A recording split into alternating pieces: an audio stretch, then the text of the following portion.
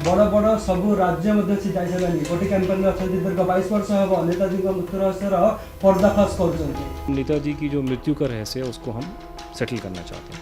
तो जो पहला वाला जो एजेंडा है कि नेताजी का जो स्थान है उनको मिले, उस वो जो पर्यटन हो रहे हैं उसके अंदर ये नेताजी को सबसे बढ़िया मतलब आप कह सकते हैं कि इससे बड़ा उनको रिस्पेक्ट सम्मान पूरे अभी तक नहीं मिला 47 के बाद से। 22 साल से आप एक अकेले मतलब भारत में आप अकेले हैं, 22 साल से आप इस कैंपेन में हैं। मैंने कोई ऐसा प्लानिंग नहीं की थी 22 साल पहले कि मैं अब जॉब छोड़ दूंगा, ये कर दूंगा, वो कर दूंगा।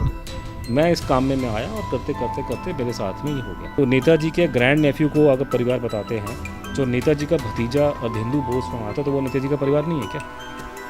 नेताजी का परिवार का मतलब सिर्फ वही लोग हैं जो कांग्रेस पार्टी में होते हैं। तो नेताजी के परिवार का जो वकील है, नेताजी के परिवार का वकील जो बंगाल का फॉर्मर लॉ मिनिस्टर भी रह चुका था, उसने नेताजी के परिवार पे फॉर्मली ऑन रिकॉर्ड ये स्टेटमेंट दिया हुआ है 73 में कि सुभाष बोस जीवित। राष्ट्रपिता की बात नहीं है, राष्ट्रपिता है तो उसकी गैलरी कहीं और भी तो एयरपोर्ट्स हैं। वहाँ शिवाजी अपना टर्मिनल वहाँ पे मुंबई में वहाँ लगा के दिखाओ। आप जनता को समझा के दिखा दें कि अहिंसा का अगर रास्ता इतना ही अच्छा था तो आपने फौज भेजी भैया हैदराबाद के अंदर। उड़ीसा जहाँ पे नेताजी जन्म हुआ था, बंगाल जहाँ वहाँ बड़े हुए थे वो जहाँ आइडेंटिफाई करते हैं अपने आप को, तीसरा है कि उत्तर प्रदेश जहाँ वो 30 साल रहेगा। अगर ये 3 स्टेट में अगर हमारा एक हमने अवेयरनेस क्रिएट कर दिया तो जो हमने 2 आपको मुद्दे बताएं वो सेटलमेंट हो जाएगा उसका।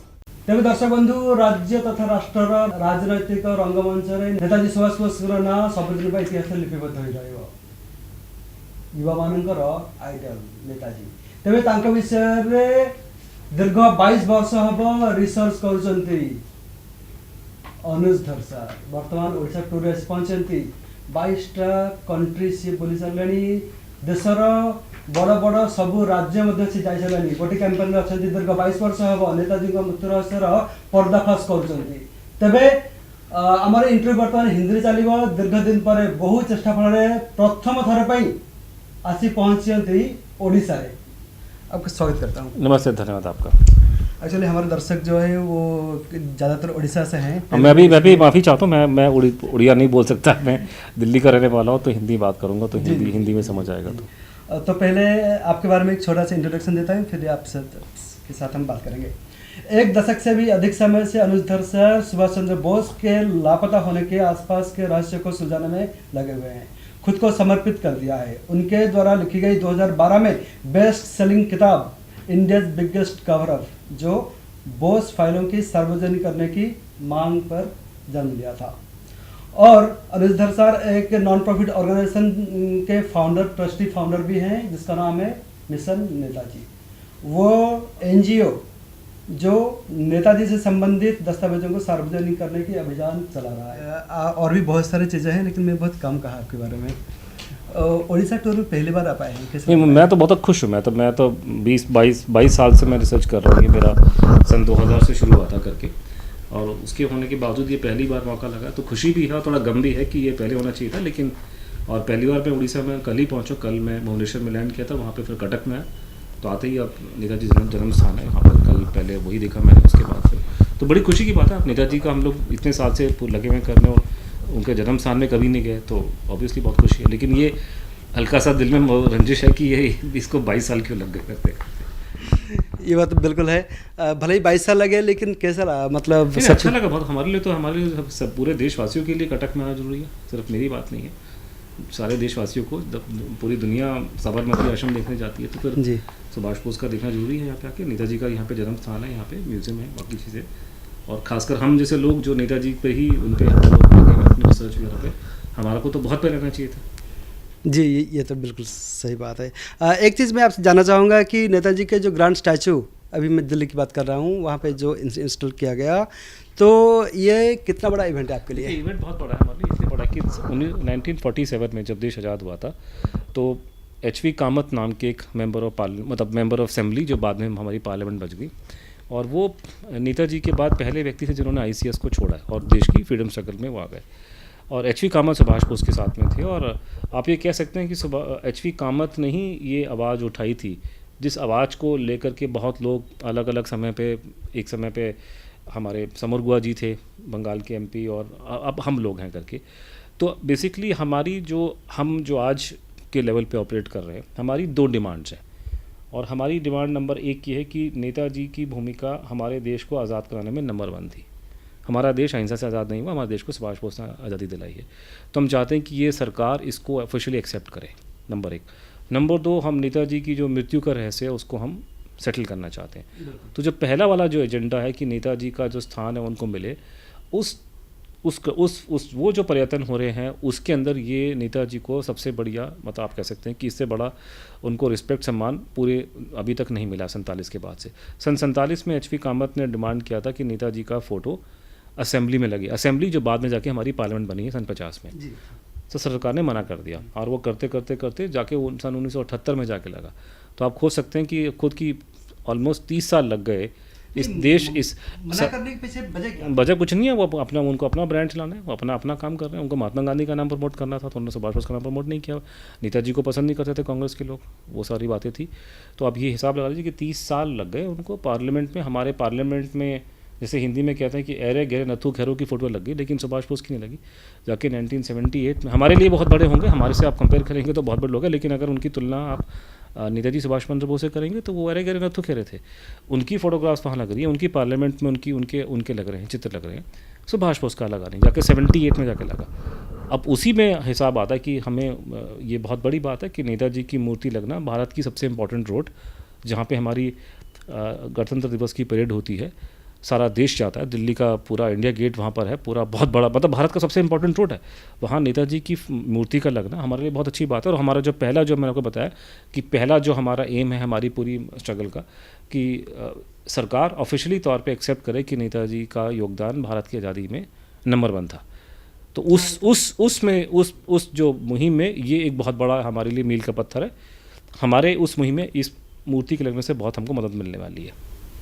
अच्छा, तो अभी मतलब उड़ीसा में भी ऐसा कुछ माहौल बन रहा है कि बहुत बड़ा स्टैचू अभी उड़ीसा में भी इंस्टॉल करने वाला है, तो मतलब क्या आप इसको सपोर्ट करते हैं? नहीं, अगर आप मुझे बता रहे हैं कि कोई लगा रहे हैं तो बहुत खुशी की बात है, हम तो बिल्कुल सपोर्ट करेंगे। इस कैंपेन चल रहा है? मुझे पता नहीं, कैंपेन नहीं है, मुझे नहीं मालूम, लेकिन अगर कोई ऐसा कैंपेन है कि उड़ीसा में लगना चाहिए, नेताजी का होम स्टेट है, यहीं वो पैदा हुए थे, और अगर यहाँ पे उनका लगता तो बहुत खुशी की बात है, मैं सपोर्ट करूँगा। एक बात मैं बस आपसे जानना चाहूँगा, 22 साल से आप एक अकेले, मतलब भारत में आप अकेले हैं, 22 साल से आप इस कैंपेन में हैं? नहीं, अकेला वो तो अकेला नहीं है, मतलब मेरे साथ में बहुत लोग जुड़ गए हैं, तो ऐसा नहीं, अकेला नहीं है। शुरुआत की थी, लेकिन हमारे साथ में, हाँ शुरुआत कही थी, लेकिन और भी लोग साथ में, और मुझसे पहले भी लोगों ने किया। हम ठीक है, हमारे अपना तरीका करने का, बाकी लोग करते हैं, लेकिन आप फुल टाइम कैंपेनर हैं। हाँ, मैं फुल टाइम कर रहा हूँ, ठीक है, लेकिन और लोग भी किया। मतलब देखिए, इतना बड़ा चेंज लाना एक इकलौते व्यक्ति के बस में नहीं है, तो हम लोग, इसके लिए आपने जॉब छोड़े हैं, उसके लिए देखिए मैं अपनी प्राइवेट बातें ज़्यादा करता नहीं, उसका फ़र्क भी मैं चाहता हूँ कि जो मुद्दे की बात की जाए, तो मैंने क्या किया वो ना किया, वो फिर अपने मुंह से अपनी बात मैं नहीं करना चाहता कि मैंने क्या किया। नहीं, मैं इसलिए इस मुद्दे को उठाया क्योंकि आपने अपने जॉब छोड़े हैं, अपने परिवार को। देखिए ऐसा होता है कि वो मैंने कोई ऐसा फैसला लेके नहीं किया था, ये अपने आप सर्कमस्टेंसेज जो होती हैं। मैंने कोई ऐसा प्लानिंग नहीं की थी 22 साल पहले कि मैं अब जॉब छोड़ दूंगा, ये कर दूंगा, वो कर दूंगा।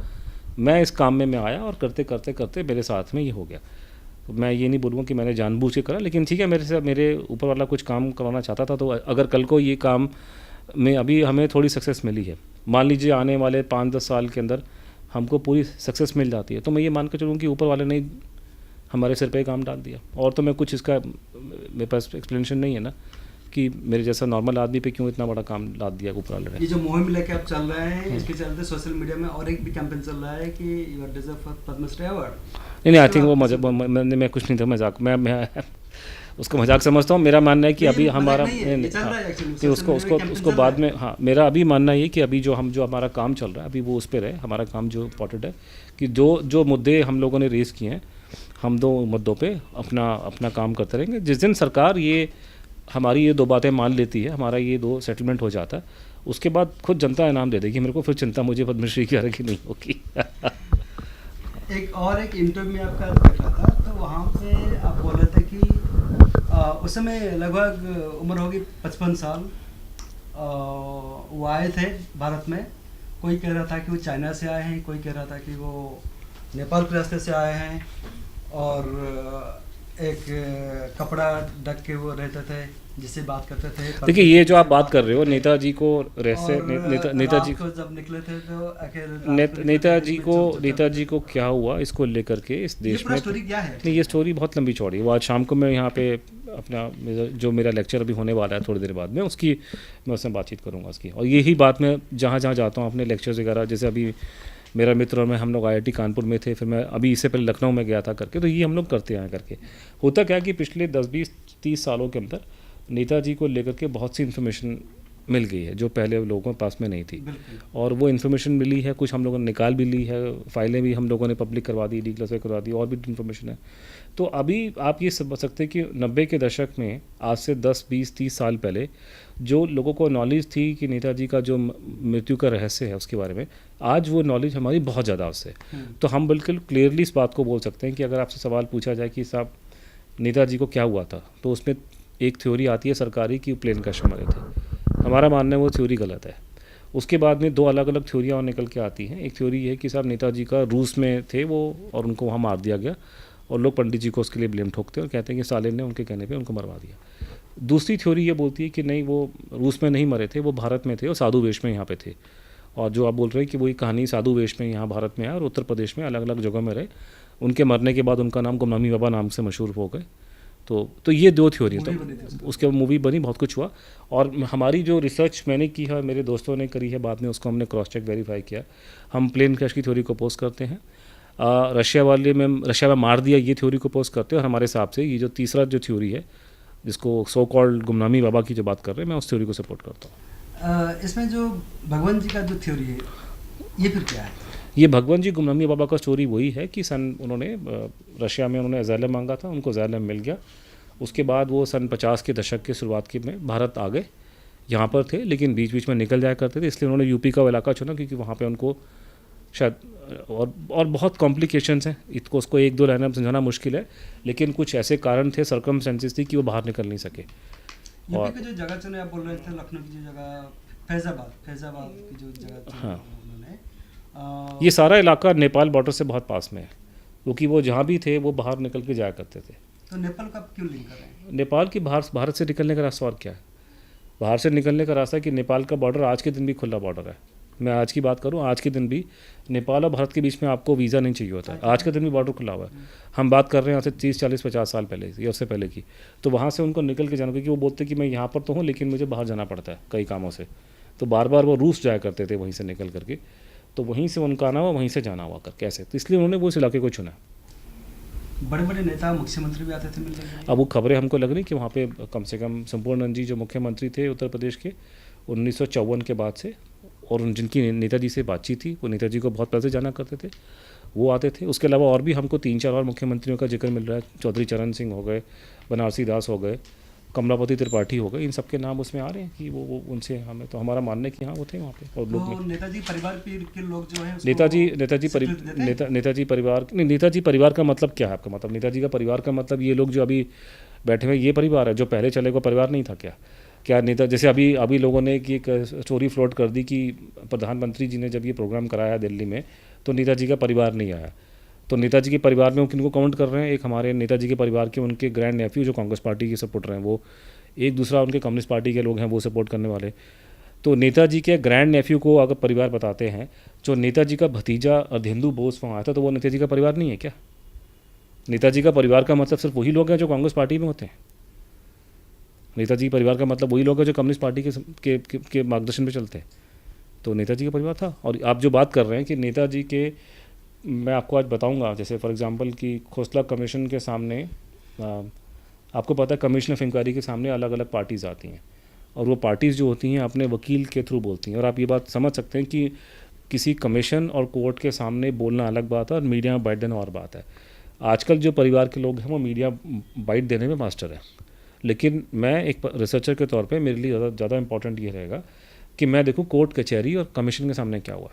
तो कमीशन के सामने जो नेताजी के परिवार का जो वकील है, नेताजी के परिवार का वकील जो बंगाल का फॉर्मर लॉ मिनिस्टर भी रह चुका था, उसने नेताजी के परिवार पे फॉर्मली ऑन रिकॉर्ड ये स्टेटमेंट दिया हुआ है 73 में कि सुभाष बोस जीवित थे।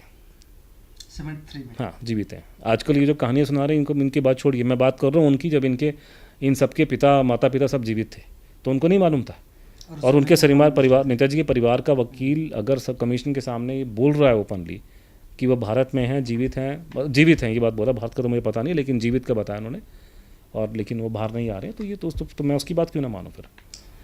एक बात बस उड़ीसा के लोग आपसे जानना चाहेंगे, जब वो फैजाबाद में थे तो पुरी में रहने का कुछ पुरी में रहने का उनका प्लान बीच में, जब देखिए वो एक जगह पे नहीं थे, वो फैज़ाबाद में नहीं थे सिर्फ, वो अलग अलग जगहों पे थे, और वो इतना लोग उन पर अट्रैक्ट होते थे करके, तो जहाँ लोगों को शक हुआ कि ये कौन है तो वो जगह बदलते थे। तो उन्होंने 10-12 जगह कम से कम बदली हैं। तो पहली बात तो सिर्फ फैज़ाबाद में नहीं थे, वो बहुत जगह पे थे। आखिर में वो फैज़ाबाद में, अयोध्या में थे पहले 10 साल, आजकल अयोध्या फैज़ाबाद एक हो गया।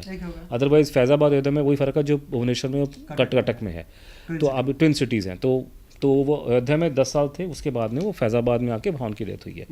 तो वो बीच में उनका था, हमने अपनी किताब में लगाया भी है कि बीच में प्लान था कि उनको यहाँ कहीं शिफ्ट किया जाए। तो उन्होंने कहा नहीं, यहाँ पे मुझे लोग पहचान जाएंगे, तो यहाँ मैं नहीं आ सकता, यहाँ पकड़ना, क्योंकि शायद यूपी में पकड़ना लोगों का आसान नहीं था, लोग पहचानेंगे नहीं, लेकिन यहाँ वो कैसे आ जाएंगे। तो उनका बीच में लोगों ने प्रपोज़ किया था कि आपको हम पुरी में मकान लेके यहाँ बैठाते हैं, उन्होंने मना कर दी कि हाँ मुझे लोग पहचान लेंगे, मेरे को, मैं नहीं आ सकता। तो उन्होंने एक तरीके से अवॉइड किए थे उस सिचुएशन में। बेसिकली वो आदमी छुप के रह रहा था किसी कारणों से, तो अगर वो छुप के रह रहा तो उसको लगता था कि छुपने के लिए वो यूपी का वो इलाका ज़्यादा अच्छा था, लेकिन अगर उनको यहाँ लेके आते हैं या बंगाल में लेके जाएंगे तो पकड़ देंगे लोग उनको। किसी ने चिट्ठी भी लिखी थी कि बंगाल में शिफ्ट कर देंगे, बंगाल में तो आप रहोगे तो पकड़ लेगा आदमी, आपको पहचान जाएगा। तो वही बात पुरी में आती है कि पुरी में बैठाएंगे लोग, पहचान जाएंगे उनको यहाँ पे।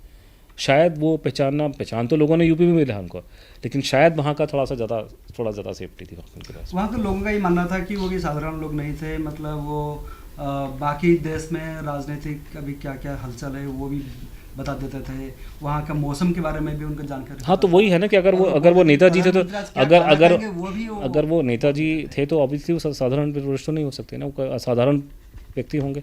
तो वही जो लोग उनके कांटेक्ट में वहाँ पर उनके टच में आए, उनसे बातचीत करी, वो सारे बोल रहे हैं कि वो तो बहुत असाधारण किस्म के व्यक्ति थे। और नेताजी जब यहाँ कटक में थे, आपको पता है कि स्कूल में पढ़ते पढ़ते उनको अध्यात्म की बहुत उनमें रुचि आ गई थी। यहीं पे बैठ के बेनी माधव दास उनके टीचर थे, और करके यहीं से उनका जीवन का लक्ष्य बदलना शुरू हो गया था।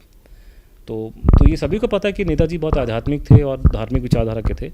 तो जब ये इस फेज़ में आते हैं, जब वो भगवान जी या गुमनामी बाबा की फेज़ में आते हैं, तो उनका आध्यात्मिक लेवल बहुत ज़्यादा बढ़ चुका होता है। तो वो जिस लेवल पे चले गए, उस लेवल की बात करना आपके मेरे लिए पॉसिबल नहीं है, कि हम लोग तो साधु महात्मा नहीं हैं, लेकिन साधु महात्माओं के पास में कुछ अपनी शक्तियाँ होती हैं जिसको दुनिया मानती है, इसलिए लोग साधु महात्माओं के पीछे जाते हैं, उनसे बातचीत करते हैं। तो ये आदमी जो भी था वो बहुत, मतलब मेरे हिसाब से सुभाष बोस थे, लेकिन वो आध्यात्मिक तौर पे बहुत ऊपर तक चले गए थे। और इसीलिए जो व्यक्ति उनके संबंध, उनसे कांटेक्ट में आया है, वो सारे उनसे बहुत ज़्यादा प्रभावित थे, और उनके हिसाब से उनमें चमत्कारी शक्तियाँ थी और सब कुछ ऐसे करके बात होती है। एक चीज़ मैं जानना चाहूँगा, प्रेसिडेंशियल इलेक्शन 1939 तो सुभाष चंद्र बोस को मिला था 44 वोट्स, और उनके जो गांधी जी के जो कैंडिडेट्स है पटवाई सीतारामन, तो उनको मिला था 99 वोट्स। कहाँ पे? मैं प्रेसिडेंशियल इलेक्शन की बात कर रहा हूँ। 1900 ये वोट कहाँ मिला? ओवरऑल तो नेताजी को वोट मिले थे, लेकिन ये किसी एक स्टेट की बात कर रहे हैं आप। तो ये मेरे ख्याल से उड़ीसा में कम वोट मिले थे, आप ये बोल सकते हैं।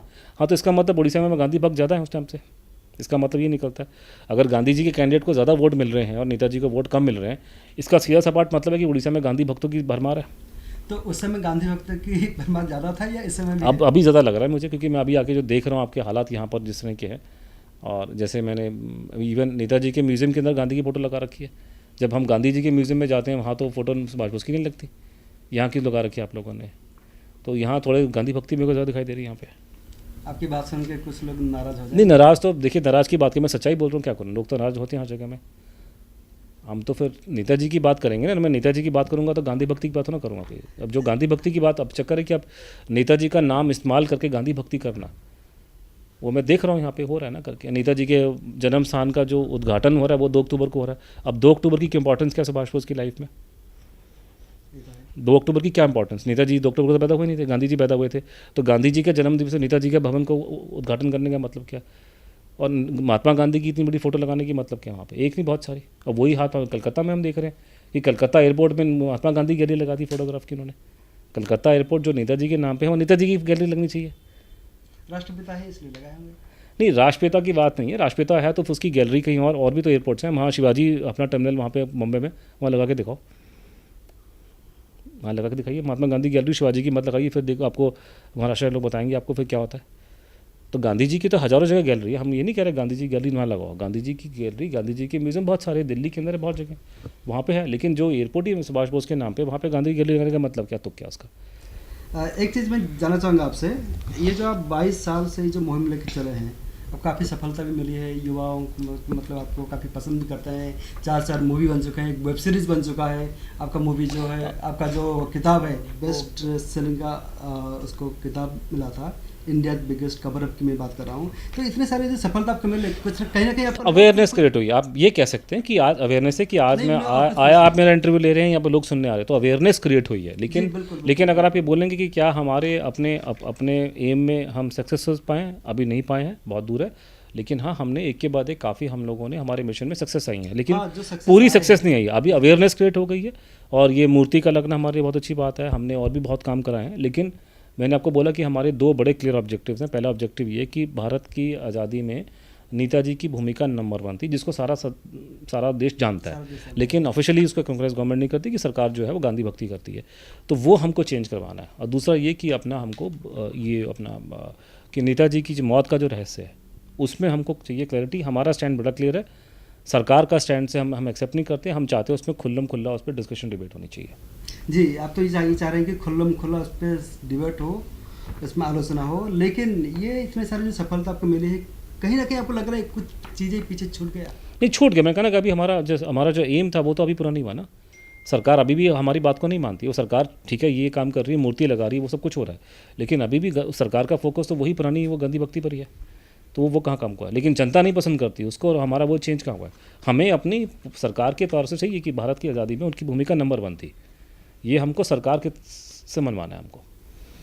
तो यहाँ की जो वर्तमान की जो सरकार है, बीजेपी की मैं बात कर रहा हूँ, तो उनके ओर से कोई सपोर्ट मिला? नहीं, मुझे देखो, यहाँ लोगों ने बुलाया मुझे, अब ये तो देश का मुद्दा है। अब ये मुद्दा जो है बेसिकली सेंट्रल गवर्नमेंट के अंदर में आता है, ये इसका स्टेट गवर्नमेंट में इसका ज़्यादा कंट्रीब्यूशन नहीं है।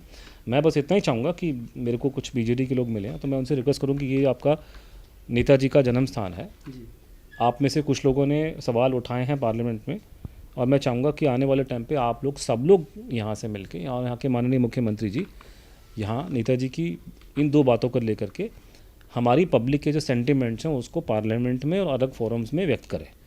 मैं तो ये रिक्वेस्ट कर सकता हूँ ना कि हमारे सेंटिमेंट्स ही, हम लोग जनता जनार्दन है। मैं तो खैर उड़ीसा में वोट देता नहीं, तो मैं चाहूँगा कि जो उड़ीसा में जो लोग दे रहे हैं, जो यहाँ के वोट देते हैं, वो अपने जनप्रतिनिधियों को ये बात बोले कि भाई हम अब चाहते हैं कि आप नेताजी का नाम लें, नेताजी हमारे यहाँ का जन्म लिया, और मैं चाहूँगा कि यहाँ के लोग उसकी बात करें। तो डेमोक्रेसी में हम सबका अधिकार है, मैं भारत का निवासी हूँ, मैं वही आपके थ्रू विनती करूँगा हमारे जितने मेंबर्स ऑफ पार्लियामेंट हैं हमारे उड़ीसा से और मुख्यमंत्री जी से, कि आप हमारी जनता की फीलिंग को, आपकी खुद की फीलिंग जो भी है वो अलग चीज़ है, लेकिन आपको डेमोक्रेसी में आके में जनता की फीलिंग चलती है। तो हम लोग जनता हैं, हमारी फीलिंग ये है, हमारी आपसे एक्सपेक्टेशंस ये हैं, नेताजी का जन्म स्थान है, आपको ये बातें पब्लिक में बोलनी चाहिए। तो ये मैं रिक्वेस्ट करूँगा, आज भी करूँगा इस बात। ये तो फैक्ट है। बस एक चीज़ मैं जानना चाहूँगा, वही उड़ीसा के बाद मैं दोहराऊँगा कि भगवान जी के थ्योरी को लेकर मतलब उड़ीसा में इतना मतलब सक्सेसफुल काम नहीं, अभी उसका इस कारण ये है कि इस पर कोई डिस्कशन डिबेट अभी नहीं हुआ है ना। जैसे मैं खुद पहली बार यहाँ पर आया, तो मैं उम्मीद करता हूँ कि आज पहली बार आया तो एक लेक्चर आगे और भी होंगे और बातें होंगी करके। थोड़ा सा ये भी कि हमारे जो मेरी किताबें हैं अंग्रेजी में हैं, और मैं खुद अंग्रेजी हिंदी बोलता हूँ, लैंग्वेज का बैरियर आ रहा है कि लैंग्वेज हमारी क्लियर नहीं है, शायद थोड़ा सा इशू भी है। तो अभी आज शुरुआत हुई है, तो कहते हैं देर आए दुरुस्त आए, लेकिन अभी कम से कम शुरुआत तो हो गई, अब आगे देखते हैं क्या होता है। लेकिन मैं बहुत खुश हूँ कि चलो लेट आए लेकिन काम शुरू हुआ, थोड़ी सी लोगों में अवेयरनेस हो, थोड़ी बातचीत हो, थोड़ी सी डिस्कशन, इसीलिए बात करो कि डिस्कशन डिबेट होनी चाहिए, क्योंकि हमारा मानना है कि जब अगर अवेयरनेस होनी चाहिए कि जिस दिन डिस्कशन डिबेट हो गई, हमारे दोनों के दोनों पॉइंट हमें लोग सपोर्ट करेंगे। ये जितना मर्जी पॉलिटिशियन अपनी पॉलिटिक्स चलवा लें, ये साबित नहीं कर सकते अगर एक फ्री फेयर डिबेट हो जाती है। भारत की आज़ादी में सुभाष बोस की भूमिका नंबर 1 थी, अहिंसा से कोई अंग्रेज यहाँ से छोड़ के नहीं गए थे, और दूसरा ये कि सुभाष बोस की मौत प्लेन क्रश में नहीं हुई थी। अगर ये खुली डिबेट इस पर हो जाती है, सरकार करती है, हम जीतेंगे। इसलिए सरकार वो डिबेट नहीं करवा रही है, वो भी इतने कच्चे नहीं है, उनको पता है कि रियलिटी ये है, इसलिए अब अपना मुंह बंद रखो और डिस्कशन डिबेट मत करवाओ उसके ऊपर। हाँ, और मैं चाह रहा हूँ कि हम लोग वही कि खासकर आपने जो हमारे जहाँ नेताजी पैदा हुए थे उड़ीसा, और जहाँ वो रहे हैं नेता बहुत ज़्यादा, मतलब उसके बाद बंगाल चले गए, और अब मेरा मानना है कि वो 30 साल तक यूपी में रहे हैं ज़्यादा, तो सबसे ज़्यादा समय अपनी ज़िंदगी का उन्होंने बिताया है यूपी के अंदर। तो मैं चाहता हूँ ये 3 स्टेट जो हैं, इनमें यूपी के लोग और अपने बंगाल के लोग और उड़ीसा के लोग, आप 3 लोगों से उम्मीदें ज़्यादा हैं। मतलब अगर मैं बोलूँ कि क्या मैं चाहता हूँ कि पंजाब के लोग उठाएं, पंजाब के लोग भी, देखिए मुद्दा नेताजी का सभी का, उसमें कोई आपका मेरा कोई फ़र्क नहीं है, हम सब बराबर है। लेकिन आप 3 स्टेट से उम्मीद ज़्यादा है कि क्योंकि आप लोगों का जो संबंध उनके साथ में, हमारा नहीं है उनके साथ में डायरेक्टली, तो आप लोग तीनों यहाँ के स्टेट्स के लोग इस मुद्दे को उठाएं, बातचीत करें। और इसको सोचने का तरीका और भी कि अगर मान लीजिए कि हम लोग गलत हैं, मान लीजिए कि ऐसा मान कि आप कोई बोल सकता है कि ये जो बातें कह रहा है गलत बात कह रहा है, नेताजी की मृत्यु तो हो गई है प्लेन क्रैश में और हम नहीं मानते, हम तो मानते हैं कि अहिंसा से देश को आज़ादी मिली थी। ठीक है, आप डिस्कशन डिबेट कराइए, आपकी बात सच होगी तो लोग मान लेंगे। लेकिन वही बात है ना कि अहिंसा से अगर आज़ादी मिलने वाली होगी तो मुझे एक एग्जांपल दे दो, सन 47 के बाद में भारत सरकार ने क्यों नहीं गांधी जी का रास्ता फॉलो किया है? आज हम बैठ के हैदराबाद के जीतने की आज एनिवर्सरी बन रही है, अमित शाह जी का बड़ा अच्छा लेक्चर मैं सुन रहा था बैठ करके। अगर अहिंसा से ही हमारी अंग्रेज यहाँ से छोड़ के भागे थे तो रज़ाकार किस खेत की मूली थी? तो रज़ाकारों में क्यों नहीं आपने अहिंसा लगाई आप लोगों ने? अगर आपने अहिंसा से अंग्रेजों को भगा दिया तो पाकिस्तान किस खेत की मूली थी? सन 47 में क्यों अपने फ़ौज वहाँ भेजी आपने? दूसरी कंट्री छोड़िए, अपनी कंट्री में हर जगह तो आप फ़ौज भेजते हो। तो वो जो बातें आप पब्लिक को सिखाते हो कि ये रास्ता चलना चाहिए अहिंसा का, आप खुद फॉलो कीजिए। अब जब गांधी जी बोल गए कि आर्मी फ़ौज की ज़रूरत नहीं है और कई लोग बोलते फ़ौज को डिसबैंड कर दो, तो करिए, किसने रोका आप लोग को? हो सकता है नोबेल प्राइज़ मिल जाए आपको उस बात पे, जिसकी लेने की बड़ी इच्छा लोगों के दिलों में है कि नोबेल प्राइज़ मिलना चाहिए। पंडित जी के ज़माने से पंडित जी को नहीं मिला, उनका नाम 11 बार गया था, महात्मा गांधी को भी नोबेल प्राइज़ नहीं मिला। तो हम तो चाहते हैं खुल के डिबेट डिस्कशन हो, वो टाइम चला गया। ये 1990 का दर्शन नहीं है। अब आप दूरदर्शन में नहीं हो कि दूरदर्शन में आपको किसी को बोलने का मौका नहीं मिलेगा और यहीं की डपली बजेगी। अब तो खुला, ये भगवान भला करे अमेरिकियों का, इन्होंने ये वाईफाई, ट्विटर, फेसबुक सब बना दिया। अब जनता जो है खुल करके बोलती है। अब हमें किसी की दूरदर्शन या किसी सरकारी अखबार की ज़रूरत नहीं है अपनी बात को बोलने के लिए, वो ज़माना चले गए। आप जनता को समझा के दिखा दें कि अहिंसा का अगर रास्ता इतना ही अच्छा था तो आपने फ़ौज भेजी भैया हैदराबाद के अंदर? अगर वही रास्ता है तो आप उसको दिखाओ करके। मैं तो आपको कितनी बार कहा, कितने मैंने टीम में कहा कि अब ये जो यूक्रेन में लड़ाई चल रही है, इससे बढ़िया मौका क्या मिलेगा नोबेल पीस प्राइज़ देने का? आप जाइए, जाके शांति सेना भेज के सेटलमेंट कीजिए सर वहाँ पे जाकर के। अब अगर इतना बड़ा अंपायर आपने भगा दिया हिंसा से, तो फिर चाइना क्या चीज़ है? छोटी छोटी चीज़ें, छोटी छोटी प्रॉब्लम्स है, ये तो 2 सेकंड में सेटलमेंट कर दो। हमारे देश में अहिंसा के पुजारी की कमी थोड़ा ना कोई, सारे के सारे बीजेपी और कांग्रेस के लोग आजकल अहिंसा के पुजारी बने हुए हैं। ये जो खुल्लम खुल्ला इतने लीडर होके आप ये बात कह रहे हैं, तो कहीं ना कहीं मतलब कई सारे लोगों का नींद आप खराब किए होंगे। तो नहीं, ऐसा होता है कि जनता के पीछे सपोर्ट है, लोग सपोर्ट करते हैं, ऐसे जो भी है। ठीक है, इलेक्शन हम नहीं लड़ते, लेकिन जनता सपोर्ट करती है ना हमारे को। लोगों का सपोर्ट नहीं, सपोर्ट करती है। मेरा सपोर्ट दुनिया भर के अंदर है। मेरा सपोर्ट सिर्फ यहाँ नहीं है, सब दुनिया भर में सपोर्ट मिलती है मेरे को। सारी दुनिया में लेक्चर दिए, सब लोग को सपोर्ट करता है, सिर्फ ये नहीं है। तो ये ना समझें कि ये मेरी आवाज़ है, पीछे बहुत लोग खड़े हैं। तो अगर धमकी देंगे तो फिर हम भी कोई अहिंसा के पुजारी नहीं है, हमारे भी पीछे बहुत सपोर्ट सिस्टम है। हम लोग दुनिया भर में आवाज़ देने के काबिल हैं लोग। तो वो इतना आसान नहीं है, वो टाइम चला गया। वो धमकियाँ देने का टाइम था ना, आप जिसकी बात कर रहे हैं, वो इंदिरा गांधी जी के टाइम पे था वो। अब वो धमकियाँ देना, लोगों को हड़काना, ये करना वो करना इतना आसान नहीं है। उल्टा पड़ जाएगा लोगों के ऊपर, क्योंकि इनको मालूम होना चाहिए कि सुभाष बोस अनऑफिशियली ज़्यादा पॉपुलर है महात्मा गांधी से। जितना प्रोपेगेंडा इन्होंने करा उसके बावजूद नेताजी ज़्यादा पॉपुलर हैं इस देश में। आप जो मर्जी पैसा खर्च करो, पानी की तरह प्रोपेगेंडा करो, लोग सुभाष बोस की सच्चाई और ख़ासकर इस देश का ये यूथ है, यंग लड़का लड़की, वो पहचानता है। तो इसलिए ऐसा लीडर की बात ही मैं सच बोल रहा हूँ। और कई लोग जो दूसरे पाले में, जैसे आप बात कर रहे हैं कांग्रेस के लोग भी प्राइवेटली, देखो सारे लोग, देश का दुश्मन कोई भी नहीं है। सब लोग, जितने नेता वेता जितने, सब लोग, ज़्यादातर लोग देश के समर्थक ही हैं। प्राइवेटली वो एग्री करते हैं बातों से, इवन कांग्रेस को लोग एडमिट करते हैं प्राइवेटली कि आप जो कह रहे हो गलत नहीं कह रहे हो। मैं वही आपको रिपीट कर रहा हूँ कि अहिंसा में इतनी क्षमता, तो हमारे को फौज की ज़रूरत क्या हमारे को? पर तो जरूरत नहीं है, तो फिर तो हमें सारा इतना बड़ा फौज की जरूरत नहीं है, तो फिर अहिंसा से हमारा काम हो जाएगा।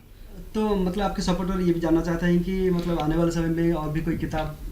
नहीं, हम लोग हमारा मुहिम चल रहा है आज से, यहाँ पर लेक्चर करना, ये करना, वो करना। अभी और भी कोई किताब भी आ रहा है? अभी किताब का कभी कुछ नहीं, अभी तो ये हम लोग और काम कर रहे हैं। अभी तो मेरे दोस्त चंद्रचूड़ घोष ने नेताजी का वो बायोग्राफी लिखा है, पेंगुइन का, बहुत अच्छा चल रहा है करके। तो अभी आगे चलता जाएगा, हम लोग कर रहे हैं, हम लोग काम कर रहे हैं अलग अलग।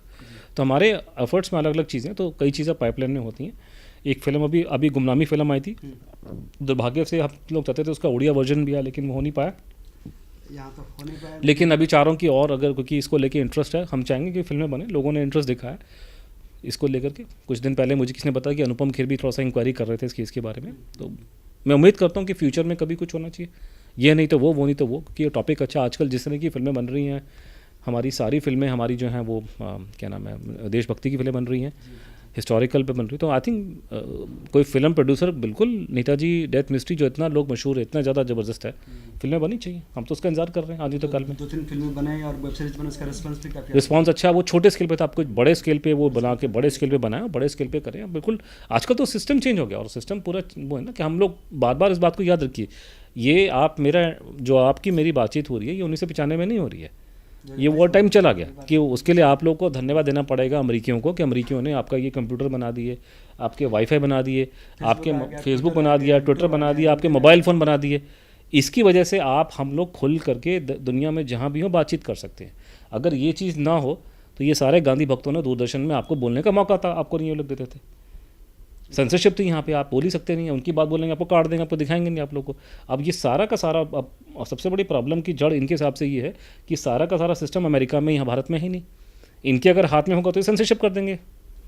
आपकी यही बात कुछ लोगों को तो अच्छा लगता है और कुछ लोगों को चुभता है। नहीं, कोई नहीं चुपता किसी को। ज़्यादातर लोग जो हैं वो समझदार हैं, वो चाहते हैं कि पुरानी बात है, इसको सेटलमेंट हो जाना चाहिए। आज सोशल मीडिया के मैं टाइमलाइन आपको फॉलो कर रहा था, तो वहाँ पे मैं देखा कि भगवान जी के बहुत बढ़िया पोस्टर था, जो आर्ट बनाई गई थी, डिजिटल आर्ट। इसके बारे में क्या नहीं, वो बड़ी अच्छी बात है, मेरे दोस्त ने बनाई है, सौरभ के भांजा ने बहुत अच्छी बनाई है, वो बड़े साल से मेरा दोस्त है। वो उसने, आप दिखा सकते हैं उस आर्ट को, तो उसने काफ़ी मेहनत करके, बहुत हाई लेवल का वो आर्टिस्ट है, तो उसने पूरा टाइम मैगजीन में नेताजी की फ़ोटो लेकर के धीरे धीरे उसमें रिंकल्स लाए और बहुत हाई लेवल का वो बनाया। तो बहुत अच्छा, मतलब बहुत अच्छी पेंटिंग बनाई है उनकी। मतलब कल को हम चाहेंगे कि जब भी, क्योंकि भगवान जी का कोई फोटोग्राफ नहीं है, तो हम लोग सोचेंगे अगर उनको कोई याद करे कि कैसे थे, तो आपको एक फ़ोटोग्राफ दिखाने कौन चाहिए, तो शायद ही काफ़ी अच्छी अपने में हमको दिखाने के लिए हम लोग वो कर रहे हैं। तो ये देखिए, लोगों में इंटरेस्ट है हर जगह, यहाँ के लोगों में इंटरेस्ट है, हर जगह इंटरेस्ट है। हम थोड़ा सा चाह रहे हैं कि अगले लेवल पे हम लोग पहुँच जाएँ, ताकि अंत में बस एक ही सवाल, उड़ीसा के जो युवा हैं उनके लिए आपका क्या संदेश है? नहीं, कोई संदेशा वही है कि ट्विटर फेसबुक फॉलो करो और रीट्वीट करो, फेसबुक की पोस्ट शेयर करो, लोगों से बोलो इस केस के बारे में। एक ऐसा माहौल बनना चाहिए देश में कि हम लोग जब बचपन में छोटे थे तो सरदार पटेल और बाबा साहब अम्बेडकर का नाम भी कहीं नहीं था, लेकिन धीरे धीरे उनके फॉलोअर्स ने मिल करके एक ऐसा माहौल क्रिएट किया, कांशीराम जी ने माहौल क्रिएट किया, अडवाणी जी ने स्टार्ट किया, फिर मोदी जी ने करा, कि आज बाबा साहब अम्बेडकर को और सरदार पटेल को जो उनका स्थान मिलना चाहिए वो मिलता है उनको, उनकी रिस्पेक्ट होती है इस देश में, जो कि पहले नहीं थी हमारे टाइम जब हम छोटे थे करके। तो उन्होंने उन दोनों को, जो हमारे देश के बड़े आइकन हैं, उनको पॉलिटिकली रेलेवेंट करवा दिया। हम लोग चाहते हैं कि नेताजी को भी पॉलिटिकली रेलेवेंट करवा दिया जाए, क्योंकि डेमोक्रेसी है, डेमोक्रेसी में एक ही चीज़ मैटर करती है, वोट। अगर जहाँ नेताओं को लगेगा कि नेताजी का नाम लेंगे तो वोट मिलेंगे, और अगर नाम नहीं लेंगे तो वोट कटेंगे, जिस दिन हम लोगों ने ये मैसेज कन्वे कर दिया, ये सारी फाइलें खुल जाएंगी। वो इससे अच्छा है कि ये मैंने कहा 3 स्टेट बहुत इंपॉर्टेंट है।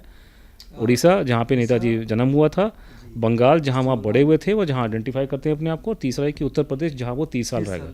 अगर ये 3 स्टेट में अगर हमारा एक हमने अवेयरनेस क्रिएट कर दिया, तो जो हमने 2 आपको मुद्दे बताएं वो सेटलमेंट हो जाएगा उसका। तो आपको बहुत बहुत धन्यवाद है हमारे चैनल की ओर से और समस्त उड़ीसा वासियों की ओर से बहुत बहुत आभार, धन्यवाद।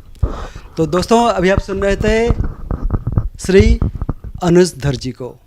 एक छोटा सा काम है, शुरू में जब हम करते हैं तो 50 कहते हैं यार ये हो नहीं पाएगा, लेकिन मन में अगर संकल्प शक्ति हो, पवित्रता के भाव हो, आपके उद्देश्य बड़ा हो और समाज के हित में हो, तो अंत में जीत तो होती है। भले ही आज आपकी शक्ति कम है, आज कम है तो कल अधिक होगा, और अधिक कैसे होगा, इसी तरह छोटी सी काम करते करते किसी बड़ी काम की तैयारी आप करेंगे, जैसे आज अनुजधर सर ने कर रहे हैं। तो आज आप उनके मिशन के साथ जुड़िए, इस मुहिम को गति दीजिए। अगर आज आप इस मिशन के साथ नहीं जुड़ेंगे तो आने वाला कल आपके ऊपर सवाल करेगा और आप इस सवाल से वंचित नहीं रह सकते। जुड़े रहिए, मिलते हैं अगले वीडियो में। कैसा लगा आपका ये एपिसोड नीचे कमेंट बॉक्स में लिखिए। मिलते हैं, जय हिंद।